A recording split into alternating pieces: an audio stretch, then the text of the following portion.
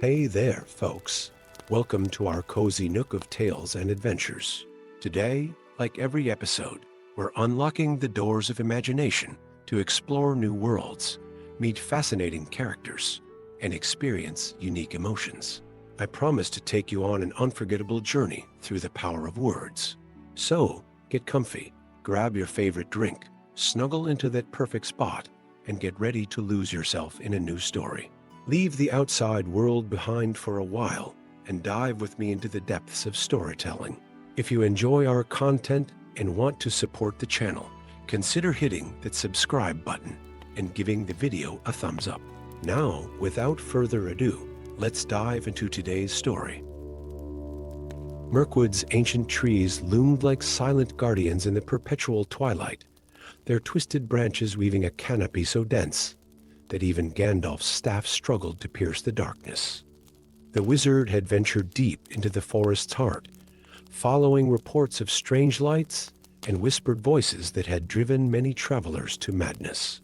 Even the wood elves, who had dwelt here for ages, now avoided this particular grove where the shadows seemed to move with purposeful malice. Gandalf's gray robes brushed against gnarled roots as he approached a clearing where the air itself seemed to shimmer like heat rising from summer stones. His weathered face creased with concern as he observed the peculiar way the moonlight bent and fractured around a central point, as if reality itself was developing a crack. "Most unusual," he muttered, raising his staff for a better look. The crystal at its tip flared with white light, revealing something that made even the ancient wizard step back in surprise. There, suspended in the air, like a tear in a tapestry, hung a rift in space, a window into somewhere else. Through this ethereal portal, Gandalf could see another version of Mirkwood, but one that bore little resemblance to the forest he knew. The trees were blackened and twisted, their leaves long gone, and the ground was covered in ash.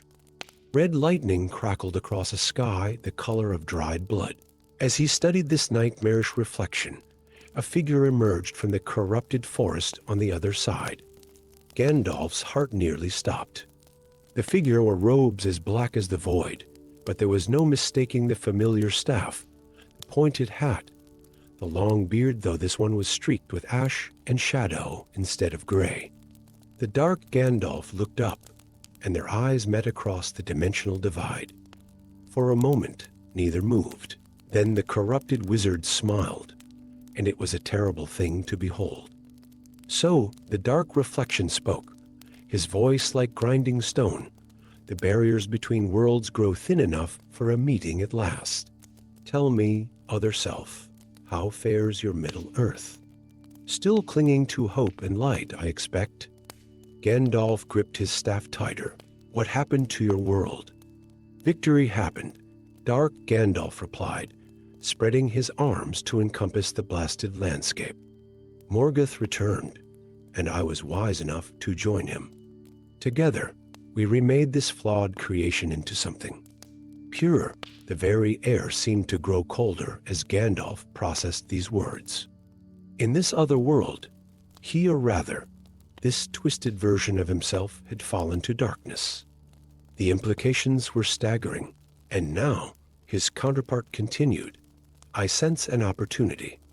Your world is still untouched, unspoiled by our master's vision. Perhaps it's time to expand our dominion." The dark wizard raised his staff, and the rift began to widen. Shadow stuff leaked through like ink in water, and where it touched the forest floor, plants withered and died. Gandalf quickly raised his own staff, pushing back against the corruption with pure light. "You cannot stop what's coming." Dark Gandalf snarled. "I have learned secrets you cannot imagine. The power Morgoth offers is beyond anything the Valar would grant us." "I imagine it quite well," Gandalf replied steadily, maintaining his defense. "I see it written in every shadow of your realm, every twisted tree, every corrupted stone.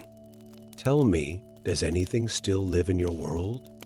Do children still laugh? Do birds still sing?" For just a moment, something flickered across the dark wizard's face, a memory, perhaps, of what he had once been. but it was quickly replaced by a mask of cruel determination. The battle that followed was unlike anything the ancient forest had ever witnessed.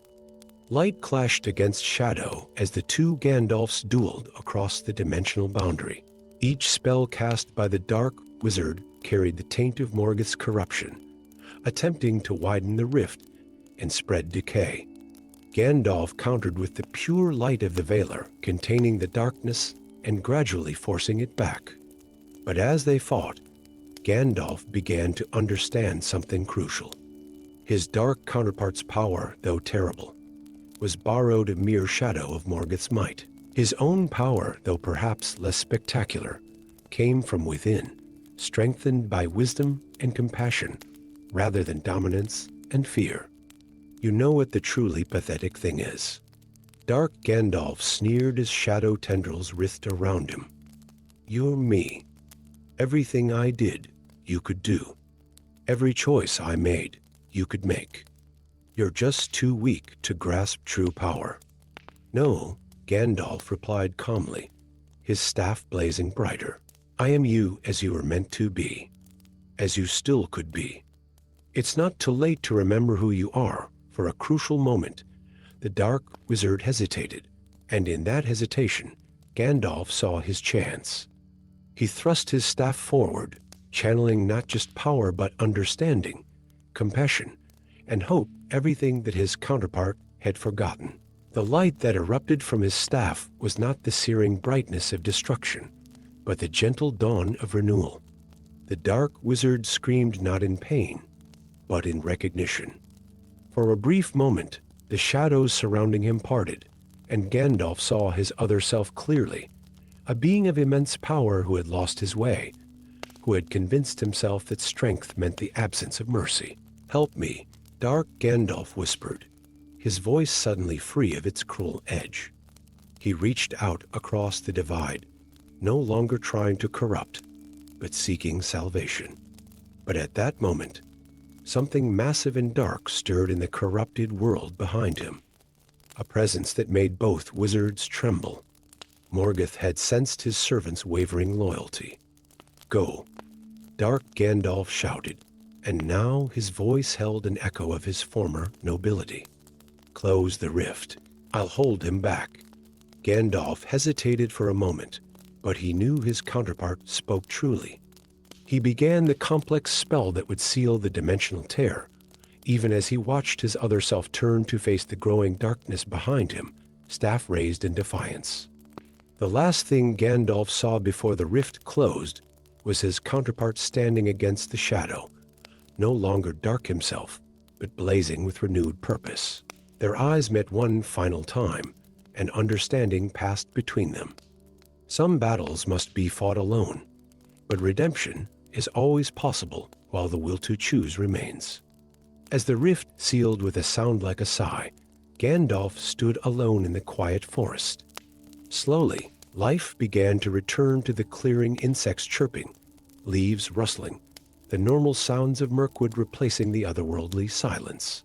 The wizard leaned heavily on his staff, his heart heavy with the weight of what he had witnessed.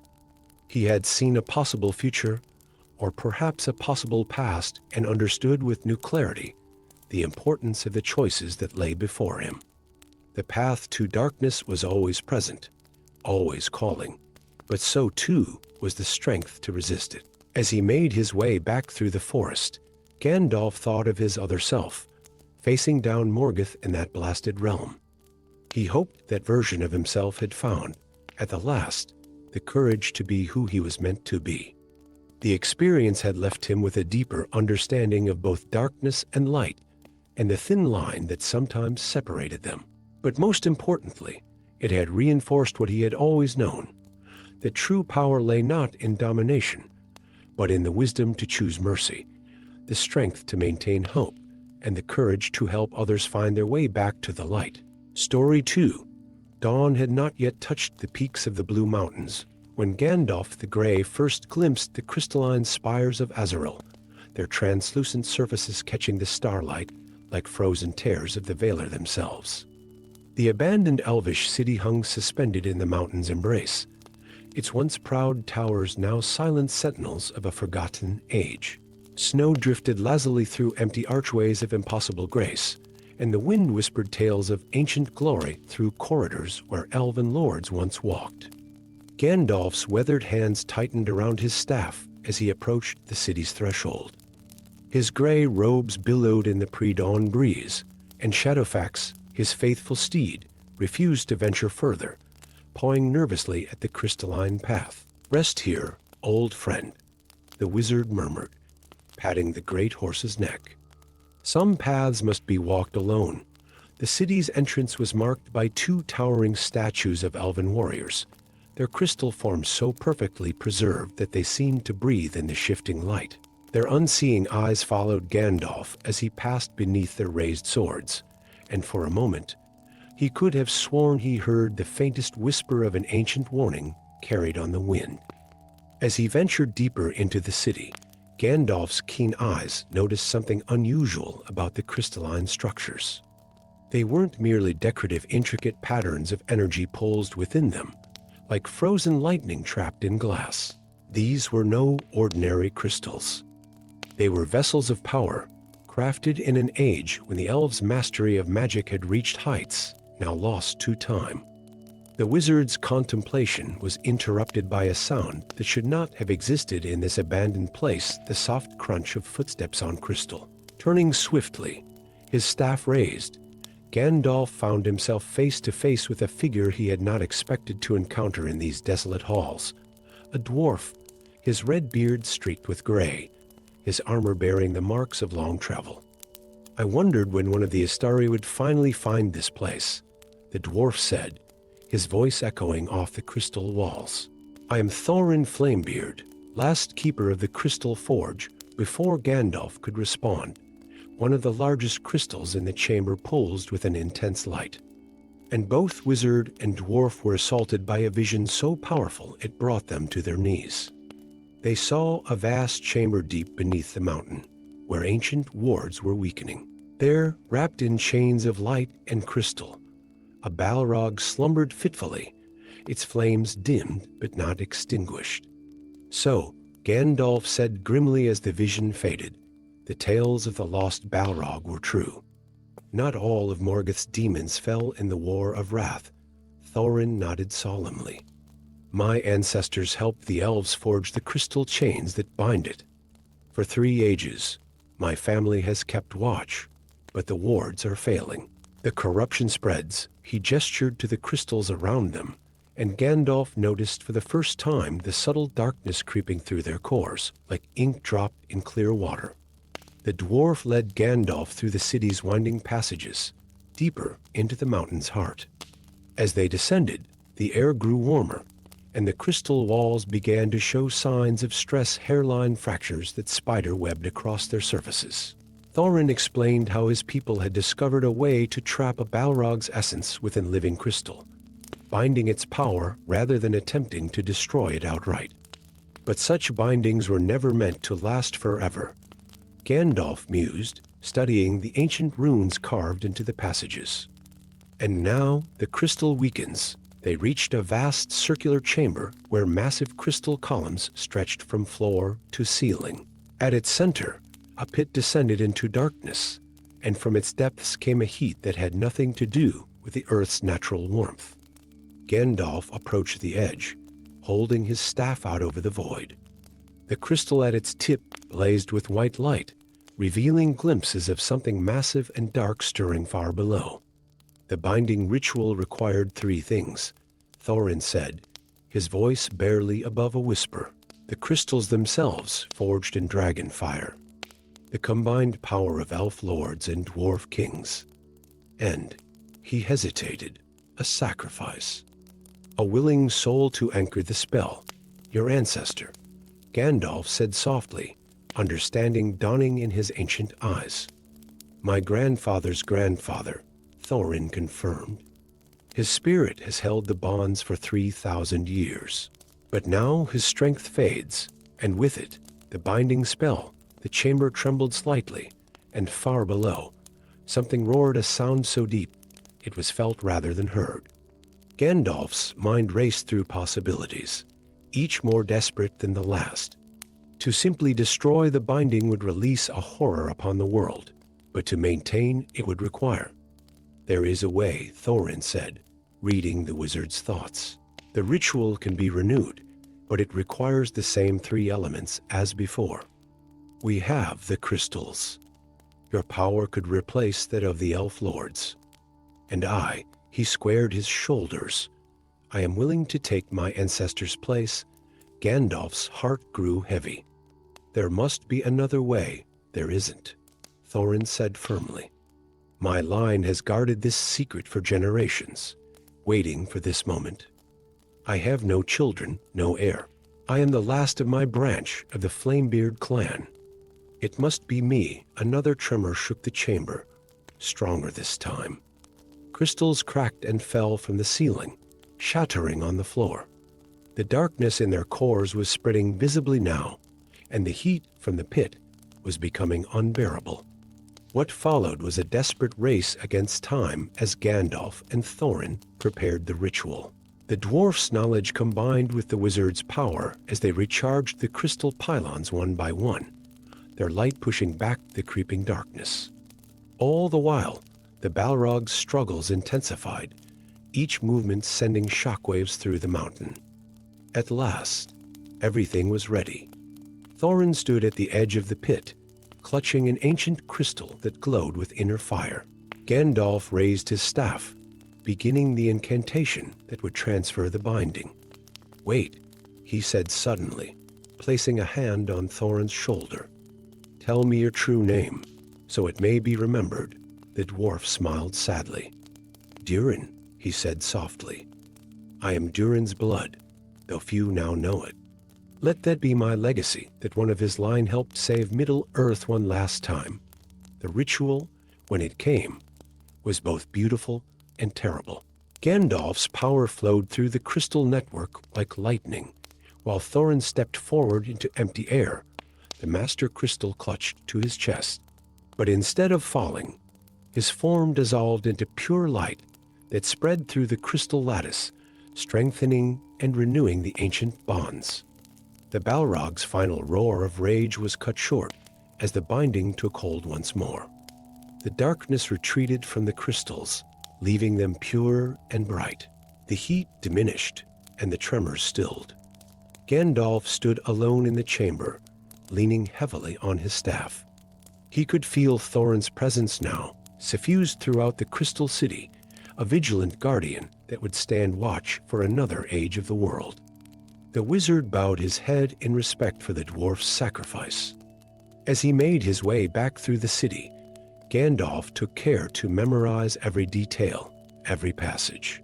Someone would need to check on the bindings periodically to ensure they remained strong. And someone would need to remember the tale of Thorin Flamebeard, the last of his line, who gave himself to save countless lives from a horror they would never know existed. Dawn was breaking as Gandalf emerged from the city. Shadowfax waited patiently where he had left him, and as the first rays of sunlight struck the crystal spires of Azaril, they blazed with renewed purpose. The wizard mounted his steed and took one last look at the hidden city. "Rest well, Thorin, son of Durin," he whispered. "Your watch begins." Then he turned Shadowfax's head toward the rising sun and rode away, carrying with him yet another secret to keep, another tale to remember, another burden to bear in his endless vigil over Middle-earth. Story 3. Beyond the Iron Hills, where the stars hung lower in the sky and the very air hummed with ancient magic, Gandalf the Grey discovered a valley untouched by time. Massive stone monoliths circled its perimeter, each carved with runes that seemed to shift and change when viewed directly. At the valley's heart stood a tower of impossible architecture. Its spiral structure defied gravity, twisting upward like a frozen whirlwind of white stone and crystal. The wizard's staff pulsed with an unusual energy as he approached the tower's base. He had followed whispers and fragments of lore for months, tracking rumors of magic that predated even the earliest elven chronicles. But nothing had prepared him for what he found here. Proof that the Astari were not the first to walk Middle-earth, as guardians and wielders of power. We wondered which of the five would find us first. A voice spoke from nowhere and everywhere. "Welcome, Alarin, or do you prefer Gandalf in this age?" From the air itself stepped a figure that seemed to be made of living light and shadow. He wore robes that rippled like water, their color impossible to pin down. His face was ageless, neither young nor old, and his eyes held the depth of countless millennia. "I am Aldamir," the figure said, "first of the primordial mages, those who shaped the world before the coming of the elves." More figures emerged from the air around them, 12 in total, each bearing the same otherworldly presence. They surrounded Gandalf in a circle, and he felt the power in his staff responding to their presence, like a young tree bending toward ancient roots. "Your staff," Aldamir said, gesturing to Gandalf's constant companion. "It was once a branch of Lorlin, was it not?" Before the two trees fell. Gandalf nodded slowly, his mind racing with implications. The Valar themselves blessed it, the Valar.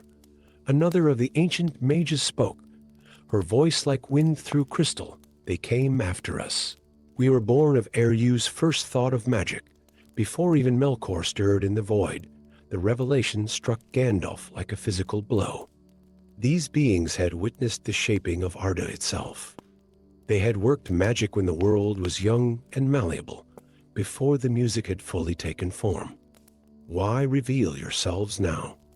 Gandalf asked, though part of him already suspected the answer. Aldamir waved his hand, and the air between them solidified into a window showing visions of gathering darkness, not just in Middle-earth, but in the very fabric of reality itself. "The old powers stir," he said gravely. "Not just Sauron, but things that slumber in the spaces between worlds. The barrier's thin, your staff," another of the ancient mages spoke. "It is more than a focus for power. It is a key, forged in the light of the two trees, capable of awakening the primal forces that sleep beneath creation's surface." Gandalf's grip tightened on his staff. "And you wish me to awaken these forces?" "We wish to show you how," Aldamir corrected. "The choice must be yours. But know this, the power could turn the tide against the darkness that comes. It could restore magic to its original strength when the world was young, and all things were possible." The ancient mages led Gandalf into their twisted tower, where chambers defied normal space and time flowed like water. They showed him wonders that made his centuries of magical knowledge seem like a child's first steps. They revealed spells that could reshape mountains, songs that could call the stars down from the sky, words that could unravel the very fabric of reality. But with each revelation, Gandalf's unease grew. He saw in these powers the same temptation that had corrupted Melkor, the desire to reshape creation according to one's own vision. "There is something you're not telling me," Gandalf said at last, as they stood in a chamber where all of time could be viewed at once. "What is the price of awakening such power?" Aldamir's ageless face showed a flicker of. "Was it guilt?" "The world has grown rigid with age," he said carefully, "set in its ways. To return magic to its primal state would require breaking certain bonds. The laws that hold reality together would need to be renegotiated." "You mean destroyed," Gandalf said quietly. "How many would die in this renegotiation?" "Some," another mage admitted. "Perhaps many. But think of the world we could create afterward. No more death. No more limitations. No more free will," Gandalf interrupted. "No more choice. No more of the beautiful imperfection that makes Middle-earth what it is." The ancient mages grew very still. The air in the tower seemed to thicken with tension. "You would refuse this power?" Aldamir asked, his voice dangerously soft. "Even knowing what comes for your world?" Gandalf stood straighter, his staff blazing with inner light. "I would refuse any power that requires the sacrifice of everything worth protecting. The world may be imperfect, but it is precisely those imperfections that make it worth fighting for." "Then you are a fool," one of the other mages snarled, his form flickering between light and shadow. "We offered you the power of the gods themselves." "No," Gandalf replied calmly. "You offered me the power to play at being a god. There is a difference." The Valar themselves understood this. It is why they sent the Astari in mortal form, with limited power. Some burdens are not meant to be lifted, some limitations not meant to be broken. The ancient mages began to circle him, their forms becoming less substantial, more threatening. "You will not leave here with this knowledge," Aldamir declared. "If you will not join us, you cannot be allowed to warn others." What followed was a battle that bent reality itself. The ancient mages wielded powers that could have unmade stars. But Gandalf had something they had forgotten: the wisdom to know what power should not be used. His staff, blessed by the Valar, but wielded with humility, proved stronger than their primal magic. In the end, Gandalf stood alone in the valley. The tower had crumbled, its impossible architecture returning to natural stone. The ancient mages had faded like mist before the morning sun, their power spent in their final attempt to reshape the world. As Gandalf made his way back toward familiar lands, he reflected on what he had learned. The staff in his hand hummed with its familiar power, not lessened by his refusal of greater strength, but perhaps made stronger by the wisdom of that choice. He thought of Saruman, who had once told him, "Knowledge is power."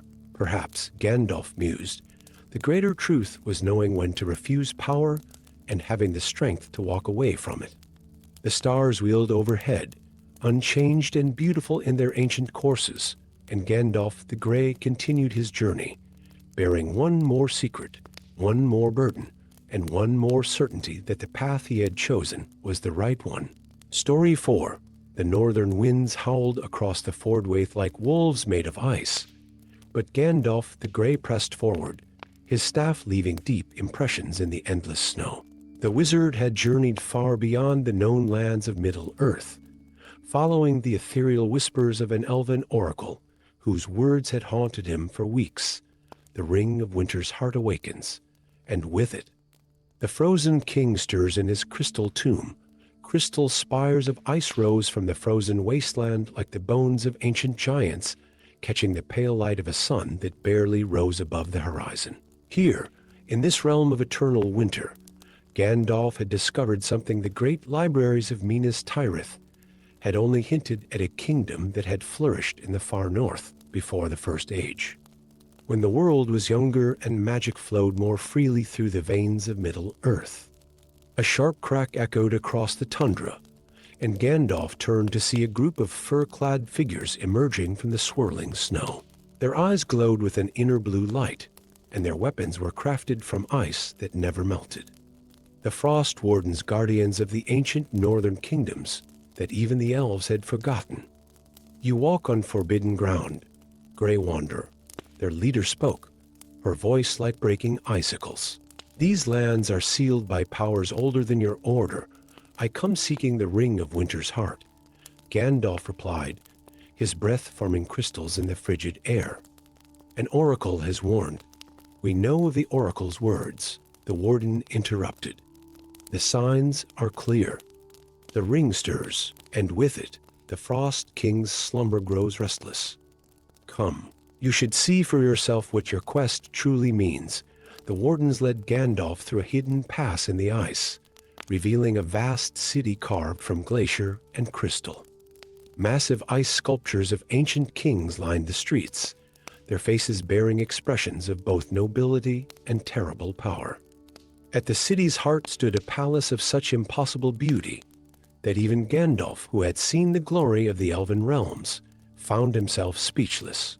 Within the palace's deepest chamber, suspended in a column of perfectly clear ice, floated a crowned figure. His armor was crafted from some metal that gleamed like starlight, and upon his finger sat a ring that seemed to pulse with its own heartbeat, a rhythm that echoed through the very foundations of the Ice Palace. "The last king of the Frost Realm," the warden explained, "when the dark powers of the First Age threatened to overwhelm his kingdom, he used the ring of winter's heart to to preserve his people in eternal ice, waiting for a time when the world would be ready for their return. But something went wrong. Gandalf said softly, studying the ancient runes carved into the chamber's walls. The ring's power was too great. It froze not just their bodies but their souls. The king's last conscious act was to freeze himself as well, hoping that one day someone would find a way to undo what he had done. The warden's voice carried centuries of sorrow. We are their descendants, those few who were away from the kingdom when the great freezing occurred. We have guarded this place ever since. Waiting, Gandalf approached the frozen king, his staff's light revealing more detail in the ancient ruler's face. There was no peace there, only determination and perhaps a touch of fear. The ring preserves all it touches, another warden spoke. But now it wakens, and with it, the king stirs. If he fully wakes while still wearing it, the freezing will spread, Gandalf finished grimly. Beyond these lands, beyond control. A new long winter that would make the fell winter seem like a spring day. A deep crack suddenly appeared in the ice column, accompanied by a sound like a mountain splitting. The ring on the king's finger flared with blue-white light, and the entire chamber trembled.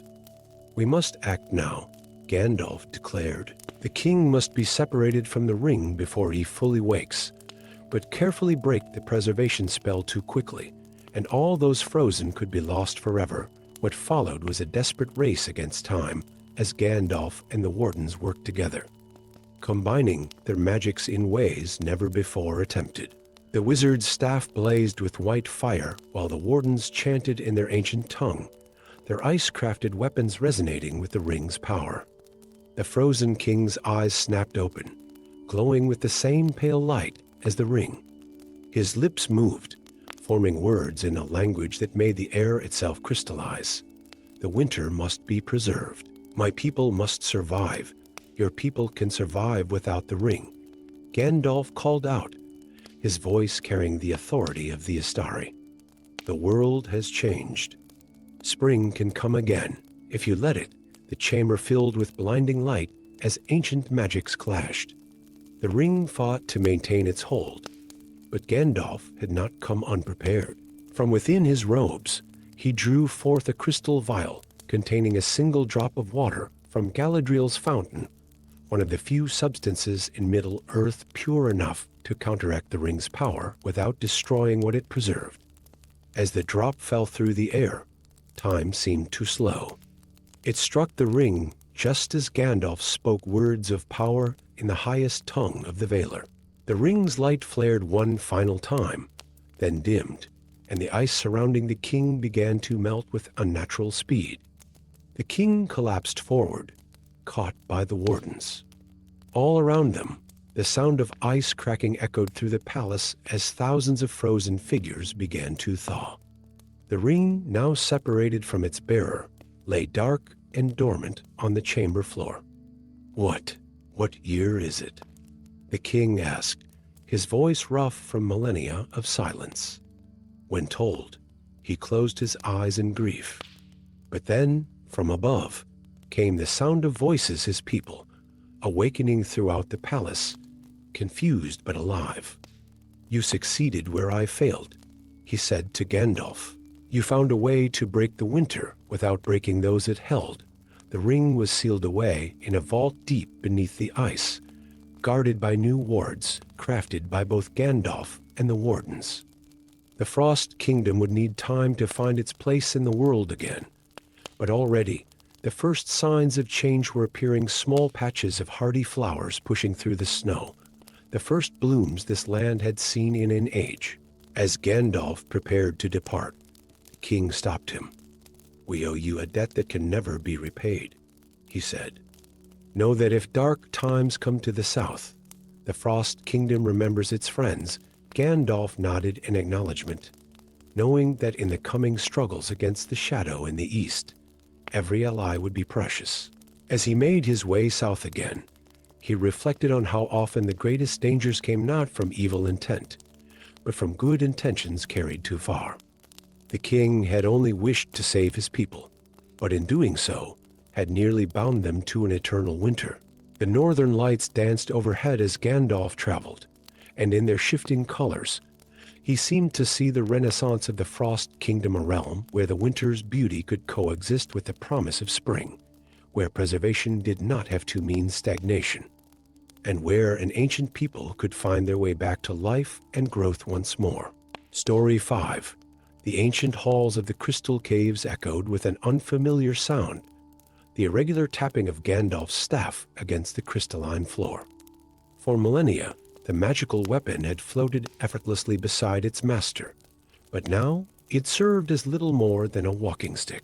The gray wizard paused, holding up his gnarled hand to examine the staff's crown, once a beacon of piercing white light, now dimmed to a feeble glimmer that barely illuminated his weathered features. "So it continues to fade," he murmured, his voice carrying the weight of ages. The crystals surrounding him, once pulsing with magical energy that had powered his enchantments for thousands of years, now stood dull and lifeless. Their surfaces, previously dancing with rainbow hues, had grown clouded, like eyes clouded by cataracts. Deep within the labyrinthine caves, Gandalf followed a trail few remembered, a path that spiraled ever downward, marked by crystals growing progressively darker. The air grew thick with ancient magic, and whispers of forgotten spells clung to the walls like cobwebs. His breath frosted in the increasingly cold air, forming patterns that seemed to carry meanings in a language lost to time. At last, he reached a vast chamber where the largest crystals he had ever seen erupted from floor and ceiling, like the teeth of some colossal beast. At the chamber's heart lay a sight that made even the ancient wizard pause: a dragon of deepest obsidian, bound by chains of pure light that seemed to emerge from the crystals themselves. Its scales absorbed what little illumination remained, creating a void in the shape of a magnificent creature. The dragon's eyes opened two burning amethysts in the darkness. The great Gandalf, it spoke, its voice like avalanches in distant mountains. "I wondered when you would come. The crystals fade, do they not? And with them, your power." Gandalf stood straighter, his grip tightening on his staff. "You know why this is happening. I know many things, Great Wanderer. I was ancient when your ancestors first learned to harness the crystal's power. The dragon shifted, causing the light chains to chime like distant bells. I know why your staff grows dim, why the crystals lose their luster. And I know it is your own doing. Speak plainly, worm," Gandalf commanded, though his voice carried less authority than it once did. The dragon's laugh rumbled through the chamber. 3 centuries ago, you made a choice. Do you remember the Battle of the Midnight Vale? When the shadow armies threatened to overwhelm the kingdoms of men? Gandalf's eyes narrowed. "I remember. I channeled power through the crystals to create a barrier of light that held them back." "Yes," the dragon hissed. "But you didn't simply channel the power, you bound it, tied it to your own life force. The barrier still stands, Great One, still holds back the darkness. But it feeds on the very source of your power, draining the crystals day by day, year by year." The wizard's hand trembled slightly on his staff. "If what you say is true, then removing the barrier would restore the power and doom the kingdoms you swore to protect." The dragon's eyes gleamed. Unless? Free me." The words hung in the air like smoke. "My power could replace what the barrier drains. The crystals would shine again, your staff would blaze with light, and the kingdoms would remain safe." Gandalf studied the ancient creature. "You were bound here for a reason by your predecessors, who feared what they did not understand. They bound me when magic was young and wild, when they sought to tame it through these crystals." The dragon raised its head, chains singing. "But now you face a choice, Gandalf the Grey. Watch your power fade to nothing. Leave the kingdoms defenseless when the barrier finally fails, or trust in something older and wilder than your crystalline magic." The wizard closed his eyes, feeling the weight of coming darkness pressing against the barrier he had created centuries ago. When he opened them, they shone with determination. And what guarantee have I that you won't bring more destruction than the shadow armies ever could? The dragon's laugh was softer now, almost gentle. I offer you my true name. At these words, the very crystals seemed to vibrate. Speak it, and you would have power over me greater than these chains. I am Morleth, firstborn of the deep fire, and I would rather serve freely than spend another millennium bound in darkness. For a long moment, Gandalf stood silent, weighing millennia of warnings against present necessity. His staff flickered, as if emphasizing the urgency of his choice. Finally, he raised the staff high, its fading light catching in the crystals. The choice comes not between light and darkness, he said, his voice carrying the strength of his conviction, but between the courage to trust and the fear to remain bound by the decisions of the past. The staff blazed suddenly brighter, and Gandalf began to speak words in a language that had not been heard since the world was young. The chains of light began to dissolve, link by link, while the dragon remained perfectly still, its amethyst eyes fixed on the wizard. As the last chain dissolved, Morleth rose to its full height, darkness flowing from its scales like water. It lowered its massive head until one great eye was level with Gandalf. You choose wisely, Grey One. The old magics and the new need not be enemies. The dragon's scales began to shine with an inner fire, and the crystals around them pulsed in response, their light growing stronger with each beat. Gandalf felt power flowing back into his staff, not the controlled crystalline magic he had known for so long, but something deeper and more primal. The barrier will stand, Morleth declared, maintained not by your life force, but by our combined power. The shadow armies will never breach it. The dragon stretched its wings, throwing cascading shadows on the crystal walls. And perhaps, Gandalf the Grey, it is time for the world to remember that not all ancient powers need to be feared. Together, the wizard and the dragon ascended from the depths of the crystal caves, their combined magic causing the crystals to blaze with a light that had not been seen since the dawn of the age. And if that light now flickered sometimes with shadows that danced like dragon wings, well, perhaps that was simply part of a greater balance, finally restored. In the years that followed, travelers would sometimes speak of seeing a gray-robed figure riding a shadow across the moon, and the kingdom's new peace of a kind they had never known before. For in finding the courage to trust in something older and wilder than himself, Gandalf had discovered that true wisdom lies not in controlling magic, but in learning to dance with it in all its forms. Story 6. The first snow fell in midsummer, a gentle whisper of white that melted before it touched the ground. Most dismissed it as an oddity, but Gandalf knew better. Standing atop the highest tower of Whitespire Castle, his gray robes billowing in the unseasonably cold wind, the ancient wizard watched the impossible snowflakes dance with growing concern. The prophecy was unfolding, just as it had been written in the forgotten scrolls. When summer bears winter's crown, the eternal frost shall return to claim its throne. 1,000 years ago, Gandalf had faced the Winter Lord in these same lands. The battle had lasted 7 days and 7 nights, ending with the dark entity's banishment to the void between worlds. But not before the winter. Lord had sworn a terrible oath that he would return when the world had forgotten his power. And this time, no wizard's magic would be enough to stop him. Now, as Gandalf descended the tower's winding stairs, his staff's crystalline head pulsing with worried light, he knew he couldn't face this threat alone again. The cost of victory had been too high the first time entire forests had been frozen solid, and the land had taken centuries to heal. The solution lay in an unlikely alliance. In the Twilight Mountains, the last wild dragons still roamed free, maintaining their ancient traditions far from the realms of men. They were proud, fierce, and had every reason to hate Gandalf. For it was he who, centuries ago, had helped humans establish their kingdoms in what had once been dragon territory, believing it necessary for the greater good. As Gandalf journeyed toward the mountains, the unnatural winter followed.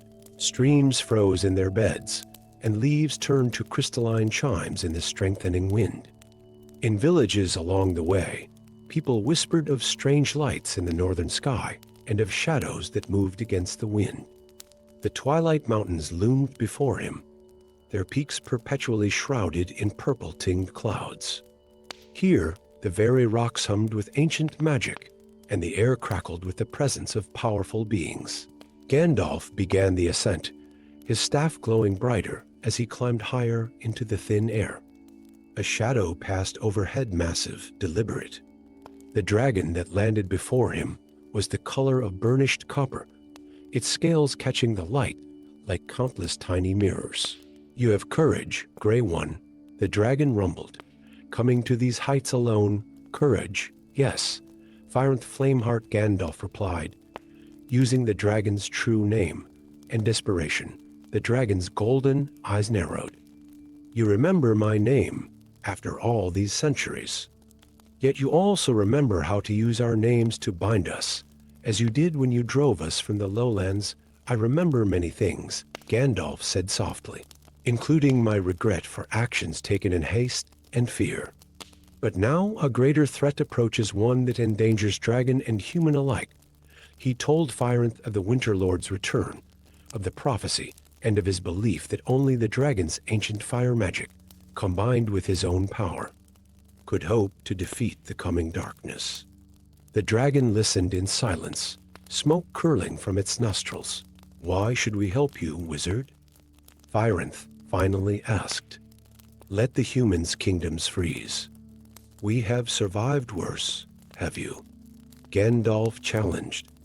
"The Winter Lord doesn't just bring cold, he brings eternal darkness. No sun to warm your scales, no thermal winds to ride. Your eggs would never hatch in such cold. Your fire would slowly fade until you became ice sculptures.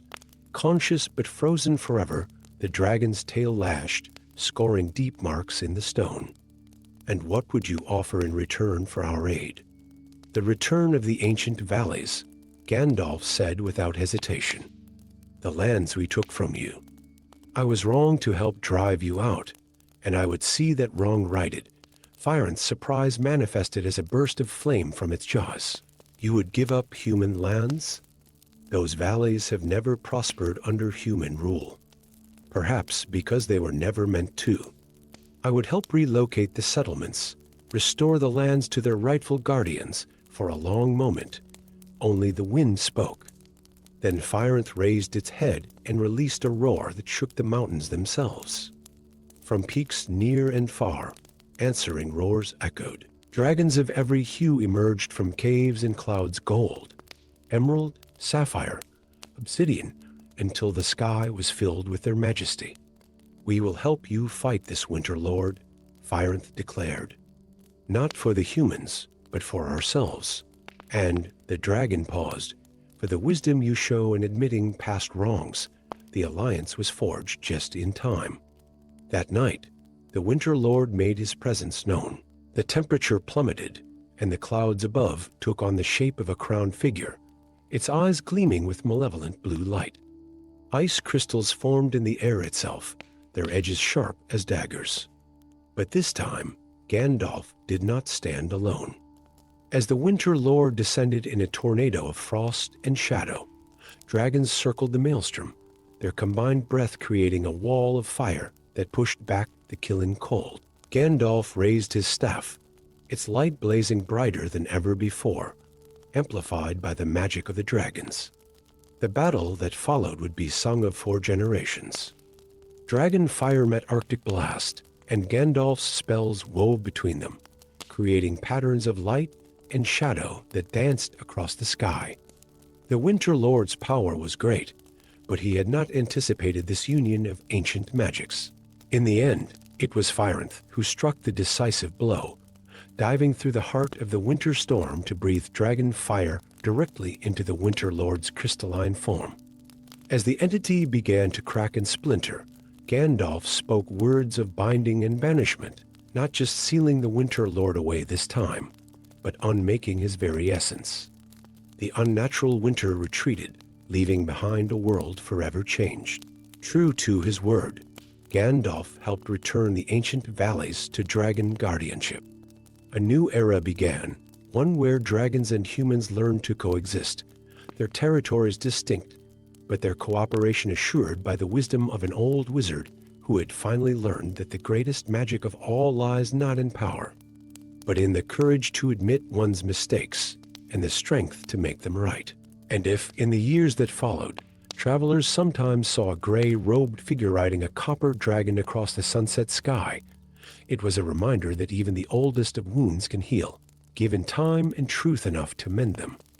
Story 7. The first signs appeared in the Emerald Tower of Australia, where the youngest apprentices began to lose their connection to the magical winds. Their simple spells fizzled and died, like candles snuffed out by an unseen hand. Within days, the malady spread to the more experienced mages, leaving them weak and trembling, their once vibrant auras dimming to mere shadows of their former brilliance. Gandalf felt their pain like distant echoes in his mind, yet he alone remained untouched by the mysterious affliction. Standing in his chambers at the top of the crystal spire, he watched as magical lights across the city of Luminaria flickered and failed, one by one, like stars being erased from the night sky. Young Elara, his most promising apprentice, stumbled into his study, her normally radiant silver hair now dull and lifeless. "Master," she whispered, her voice cracking, "the magic. It's slipping away. Even the healing crystals won't respond anymore." Gandalf's ancient heart grew heavy as he helped her to a chair. He knew what was happening, had known it would come to pass eventually. The price of an ancient pact was finally being collected, like a debt coming due after centuries of borrowed time. 300 years ago, he began, his voice carrying the weight of ages. A darkness swept across these lands. Not the ordinary darkness of night, but something alive, hungry, consuming all it touched. The Shadow Plague, they called it. Elara's eyes widened with recognition. Every young mage knew the tale how Gandalf had single-handedly turned back the tide of darkness, saving the realm from complete annihilation. But none knew the true cost of that victory. "What they don't know," Gandalf continued, his staff pulsing with a light that seemed somehow sorrowful, "is that I didn't defeat the darkness. I bound it to the very essence of magic itself, using an ancient spell that required a terrible sacrifice." He moved to a window, gazing out at the darkening city. The spell required that all magic would eventually be drawn back to contain the darkness, like a net slowly closing over centuries, gathering power to keep the shadows at bay. But that means, Elara struggled to stand, all magic will fade. The barriers protecting our cities, the healing spells keeping the sick alive, the enchantments holding back the wild creatures of the outer realms, everything will fail unless the binding is broken, Gandalf said quietly. But to do that would be to release the Shadow Plague once more. In the days that followed, the situation grew dire. Across the realm, magical defenses crumbled. In the north, frost giants began testing the weakening barriers. In the east, ancient dragons stirred from their slumber, sensing the change in the magical winds. And everywhere, mages continued to fall ill, their connection to the magical essence severing one by one. Gandalf worked tirelessly in his tower, searching through scrolls and tomes older than the realm itself, looking for another way. But deep in his heart, he knew there were only two choices: maintain the binding and watch as all magic faded from the world, or break it and face the Shadow Plague once more, this time without the power of a united magical community behind him. As he pondered this impossible choice, Elara made her way to his tower one final time, now so weak she could barely walk. "Master," she said, her voice barely a whisper, "I found something in the ancient texts about the nature of shadows." Gandalf turned to her, seeing the fierce intelligence still burning in her eyes despite her weakened state. "What did you find?" "Shadows cannot exist without light," she said, drawing a small crystal from her robe. "They are not an absence, but a duality. What if What if instead of binding the darkness, we could bind it to the light itself? The old wizard's eyes widened as understanding dawned. The crystal in Elara's hand was one of the first ever created, imbued with the pure essence of light magic. Such crystals were no longer made, the art had been lost centuries ago. A transformation, he breathed, rather than a containment. Together, they worked through the night, Gandalf's undiminished power supporting Elara's fading strength as they rewove the ancient binding. As dawn approached, Gandalf stood at the heart of the crystal spire, his staff raised high, speaking words in a language that had not been heard since the world was young. The binding began to unravel, and with it came the shadows, pouring forth like a tide of living darkness. But this time, instead of fighting against it, Gandalf drew upon Elara's insight. His magic reached out not to contain the darkness, but to merge it with the light, creating something entirely new. The crystal in Elara's hand blazed with impossible brilliance, drawing the shadows into itself. Where dark and light met, they created patterns of incredible beauty, twilight magic. Neither one nor the other, but a perfect balance of both. Across the realm, mages felt their power returning, but it was different now. The magic had been transformed, becoming deeper, richer, more complete. Spells that once created only light or darkness now wove both together in harmonious ways never before imagined. In the years that followed, a new age of magic dawned. The schools of sorcery taught both light and shadow as complementary forces rather than opposing ones. And if sometimes in the deepest night, strange and wonderful shadows danced across the walls of the crystal spire, they were no longer feared but celebrated as reminders of the day when wisdom prevailed over ancient prejudices. Gandalf himself seemed changed by the experience, his gray robes now shimmering with both light and shadow as he walked the halls of Luminaria. He was often seen in the company of Elara, who had recovered to become one of the first masters of the new twilight magic. The greatest wisdom, he would often tell his students, lies not in opposing the darkness, but in understanding that it is as much a part of the world as light itself. For in the balance between the two, we find the truest magic of all. Story 8. The ancient forest had stood since the dawn of time, its towering trees holding secrets older than magic itself. But on this autumn morning, something was terribly wrong. The leaves, which should have been a tapestry of gold and crimson, were turning to ash gray, crumbling at the slightest touch. Gandalf stood beneath the dying canopy, his weathered hand pressed against the bark of an ancient oak, feeling its life force ebbing away, like water seeping through sand.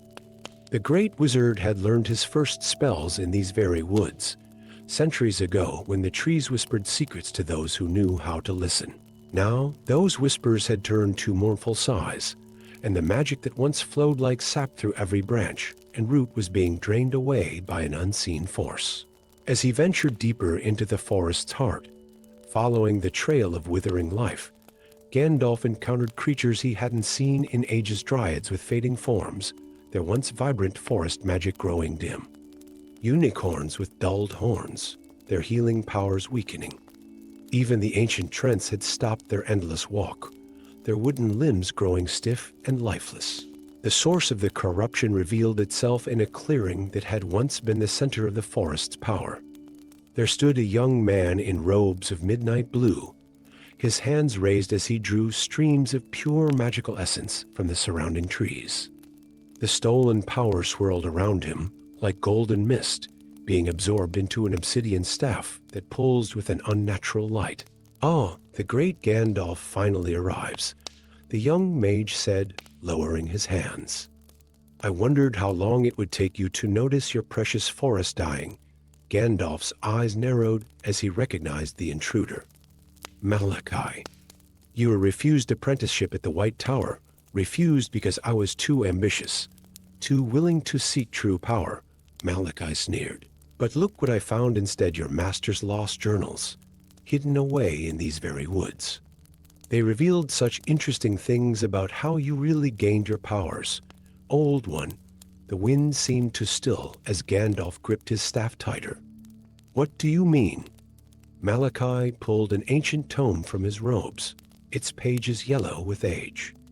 "According to Alderman's own words, you weren't chosen for your wisdom or restraint. You were chosen because you were the only one strong enough to survive the forest's gift of power. The others who tried," he smiled coldly. "Well, the trees had to feed on something, didn't they?" Gandalf felt the old memories stirring memories he had buried beneath centuries of carefully constructed wisdom and restraint. The screams of failed candidates as the forest's raw magic overwhelmed them, the way the trees had grown stronger with each failure, and finally, his own trial surviving only through sheer force of will. "That was a different age," Gandalf said quietly. "We didn't understand the balance needed between power and wisdom." "Balance?" Malachi laughed. "The only balance that matters is between those with power and those without. And soon, I will have more power than you ever dreamed of. Each tree in this forest holds centuries of accumulated magic. By draining them all, I'll become unstoppable and destroy one of the last truly magical places in the world," Gandalf countered. "These trees aren't just storing magic, they're part of an ancient web that helps maintain the very fabric of enchantment across the realms." "Then perhaps it's time for a new order," Malachi declared, raising his staff. The obsidian stone at its tip blazed with stolen power. One not bound by the old ways and their meaningless restrictions. The battle that followed shook the very foundations of the forest. Malachi wielded his stolen power with brutal efficiency, sending waves of corrupted magic that turned everything they touched to ash. But Gandalf had centuries of experience, and more importantly, he had the forest's trust. Even in their weakened state, the trees responded to his call, their branches moving to shield him, their roots rising to impede his opponent. As they fought, Gandalf began to understand the journals hadn't revealed the whole truth. Yes, the forest had taken the lives of those who failed its test, but not out of cruelty or hunger. It had been building something, gathering the essence of those sacrifices over centuries, waiting for the right moment. In the midst of battle, Gandalf pressed his staff to the earth and spoke words in the oldest language of the woods. The ground trembled, and suddenly every tree in the forest began to glow with an inner light. The power Malachi had stolen began to surge out of control, too vast and primal for him to contain. "What's happening?" the young mage cried, his staff vibrating violently in his hands. "The forest is reclaiming its power," Gandalf explained, his voice carrying the weight of ancient understanding. "But not just the power, you stole all of it. Every sacrifice, every spell, every drop of magic stored over millennia. It's ascending to its true form." The forest seemed to dissolve into pure light, blinding in its intensity. When it faded, the trees had transformed. Their bark gleamed like polished silver, their leaves shimmered with all the colors of dawn, and the very air hummed with renewed magical energy. The forest had become what it was always meant to be, a living nexus of pure, untamed magic. Malachi fell to his knees, his stolen power gone, his obsidian staff nothing more than mundane stone. But he was alive. The forest, in its ascended state, had chosen mercy over vengeance. "The true power of magic," Gandalf said softly, helping the younger mage to his feet, "lies not in how much we can take, but in how much we can help grow. Perhaps it's time you learned that lesson properly." In the years that followed, the Silvered Forest, as it came to be known, became a place where magic itself was studied not as a tool to be used, but as a force to be understood and nurtured. And if visitors sometimes saw an old wizard and a younger one walking among the glowing trees, deep in discussion about the true meaning of power, well, that was just another of the forest's many gifts to the world. Story 9. The visions began on a moonless night, when the stars seemed to whisper ancient secrets to those who dared to listen. Gandalf stood atop the highest tower of the celestial keep, his gray robes billowing in the chill wind, as images of darkness and destruction flashed through his mind with terrible clarity. In each vision, he saw himself wielding powers beyond imagination, but twisted, corrupted a dark force that would bring ruin to all he had sworn to protect. Sleep eluded him now, for every time he closed his eyes, the visions grew stronger. He saw himself commanding armies of shadow, his staff no longer glowing with its familiar warm light, but pulsing with an ominous crimson energy. He watched helplessly as future versions of himself tore down the ancient wards that protected the realms of men, unleashing chaos that had been bound away since the world's beginning. After 7 sleepless nights, Gandalf knew what he must do. There was only one being who could explain these visions, the Oracle of Ages, an entity so powerful and dangerous that he himself had helped seal it away beneath the obsidian temple centuries ago. The journey there would be perilous, but the alternative allowing these dark prophecies to manifest was unthinkable. The obsidian temple lay in the heart of the Shadowlands, where reality itself seemed to bend and warp. As Gandalf traversed the treacherous landscape, the ground shifted beneath his feet like black sand in an endless tide. Shadows moved with purpose here, watching his progress with unseen eyes. The temple rose before him, a massive structure of pure black stone that seemed to absorb what little light existed in this realm. Ancient runes of binding glowed faintly along its walls, runes he had helped create long ago. With each step up the temple's worn stairs, memories of that day returned, the oracle's terrible power, the price paid to contain it, the sacrifices made to maintain the seals. In the temple's heart, suspended in a chamber of perpetual twilight, floated the oracle, a being of pure energy that shifted between forms like smoke in the wind. Sometimes it appeared as a beautiful woman, other times as an ancient tree, and occasionally as something altogether alien and incomprehensible. Gandalf, it spoke, its voice echoing from everywhere and nowhere at once. You return to the prison you helped create. Have your nightmares finally driven you to seek answers? Gandalf raised his staff, its light creating a small sphere of normalcy in the chaotic chamber. These visions you send me, are they true glimpses of what's to come? The oracle laughed, the sound like breaking glass. I send nothing. The future shows itself to you because it must. But tell me, old friend, have you not wondered why you alone among wizards have lived so long? Why your power grows while others fade? I have served faithfully, Gandalf said firmly, though doubt crept into his heart. Protected the realms of men, you have delayed the inevitable, the oracle interrupted, its form solidifying into that of an ancient wizard, a dark mirror of Gandalf himself. Power seeks its own level, like water flowing downhill. The more you fight against your true nature, the more violently it will eventually break free. Gandalf's grip tightened on his staff. You speak of corruption as if it were destiny. I speak of truth. Look deeper into these visions you fear. See their true meaning. Suddenly, the chamber filled with images, but clearer now, more complete. Gandalf saw himself commanding forces of shadow. Yes, but against a greater darkness that threatened to consume everything. He watched as his future self broke ancient seals and unleashed bound powers, but to save the realms, not destroy them. The future you fear, the oracle said softly, is not one of corruption, but of necessity. Sometimes to fight darkness, one must understand it, wield it. The choice you face is not between good and evil, but between comfortable ignorance and necessary wisdom. Gandalf stood silent, processing the implications. And if I refuse this path, if I seek another way, the oracle's form shifted again, becoming a swirling vortex of possibilities. There is always choice, old friend.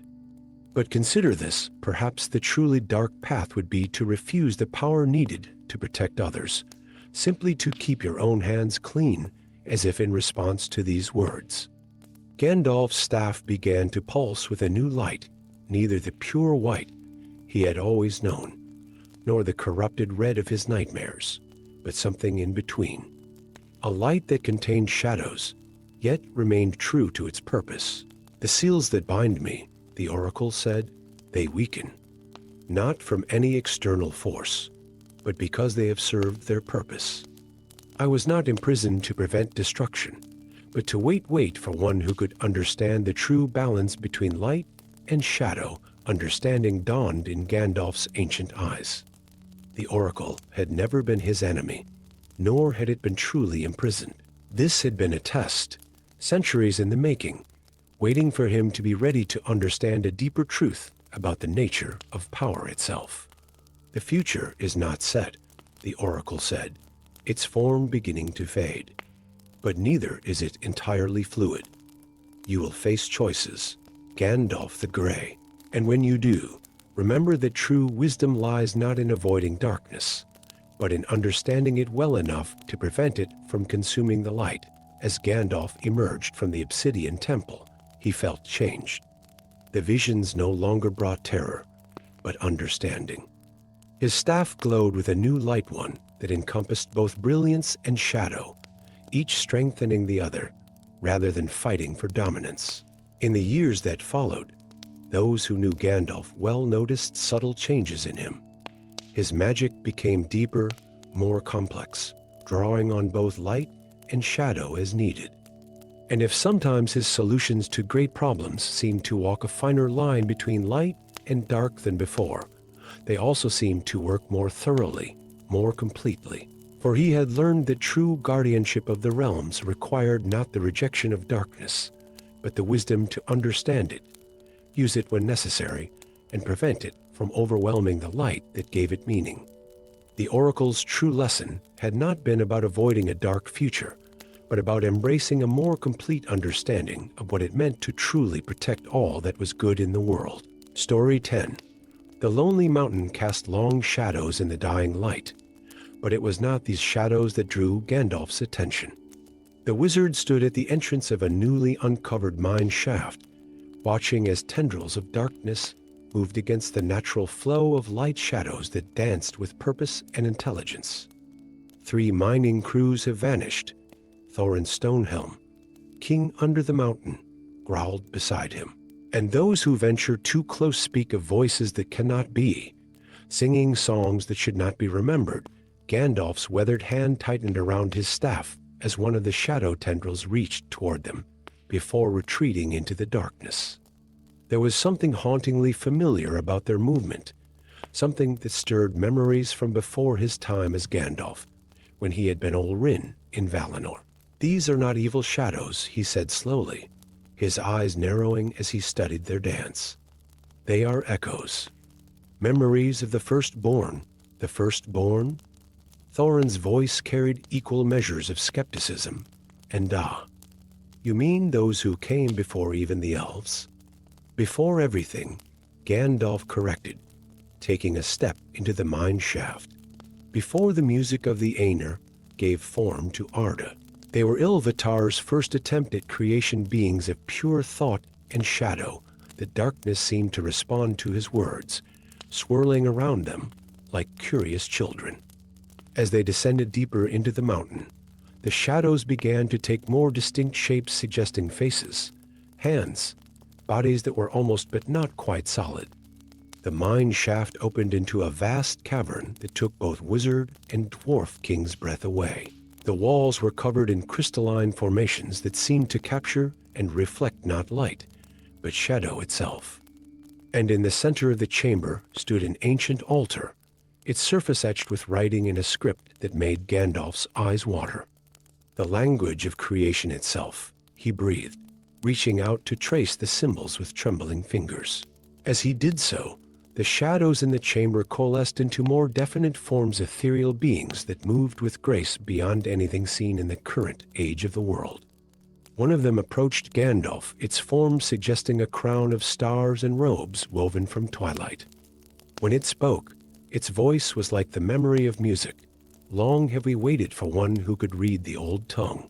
We are the forgotten, the first dream of Ilvatar, but why reveal yourselves now? Gandalf asked, though in his heart, He feared he knew the answer. Because the world forgets, another shadow being said, its voice like wind through ancient ruins. The very fabric of reality grows thin with forgetting. We were not meant to be remembered, but now we must be, or all that is will unravel. The shadow beings showed them visions in the crystalline walls, the creation of Arda, the music of the Aner, and something before a different song. A different dream, where beings of pure thought and shadow dance through the void. But that first creation had been deemed imperfect to abstract, too removed from physical form. They had been unmade, or so it was thought, when the current world was sung into being. But you survived, Gandalf said, understanding dawning in his ancient eyes. We endured, the crowned shadow corrected. In the deep places, in the spaces between moments, we watched as the new world grew, as it flourished and changed. We did not interfere, for that was not our purpose.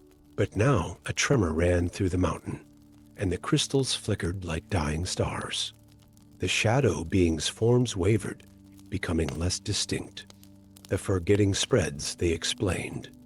As the world forgets its first dream, the foundations of reality weaken. Already, you have seen the signs magic fading, the barriers between worlds thinning, ancient powers stirring from their slumber.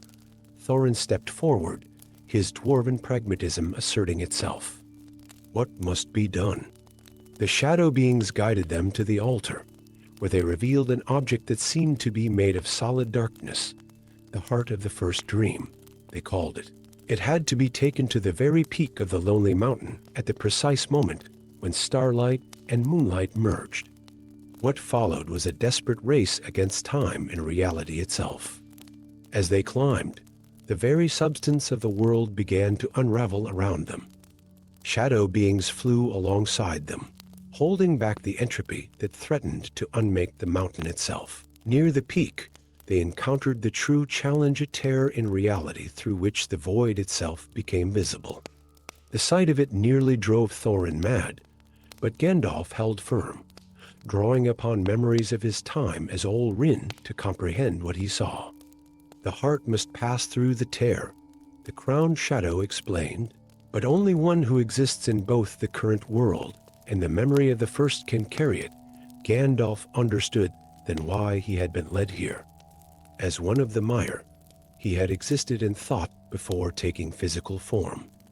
He could bridge the gap between what was and what had been. The moment of convergence approached. Gandalf lifted the heart of the first dream, its surface reflecting both shadow and starlight. The tear in reality pulsed with the rhythm of creation itself. Will this destroy you? He asked the shadow beings. No, they answered with voices like distant bells. It will give us our proper place, not as forgotten dreams, but as the foundation upon which all other dreams are built. We will become the shadow that gives depth to reality, the memory that gives weight to existence. Gandalf stepped forward, holding the heart aloft. As moonlight and starlight merged, he spoke words in the language of creation, words that had been waiting in his soul since before he was Gandalf, before he was even Ol Rin. The heart dissolved into pure shadow, flowing into the tear like water. The shadow beings began to fade, not into nothingness, but into everything becoming part of the very fabric of reality. Their last words echoed through the mountain. Remember us in the space between heartbeats, in the moment between thought and dream. When it was done, Gandalf and Thorin stood alone on the mountaintop. The world seemed somehow both exactly the same and fundamentally different, like a painting that had finally found its proper frame, or a song that had discovered its underlying harmony. Will anyone else know what happened here? Thorin asked as they made their way back down the mountain. No, Gandalf replied, his eyes distant with the weight of new memories. But they will feel it in the depth of shadows, in the solidity of stone, in the very air they breathe. The world is whole again, not despite its shadows, but because of them. The minds of Erebor remained deep and dark, but now they were simply minds again, places of ordinary shadow and natural darkness. Yet sometimes, in the quietest moments, those who venture deep enough might hear what sounds like distant singing, or see shadows move with just a bit more grace than shadows should.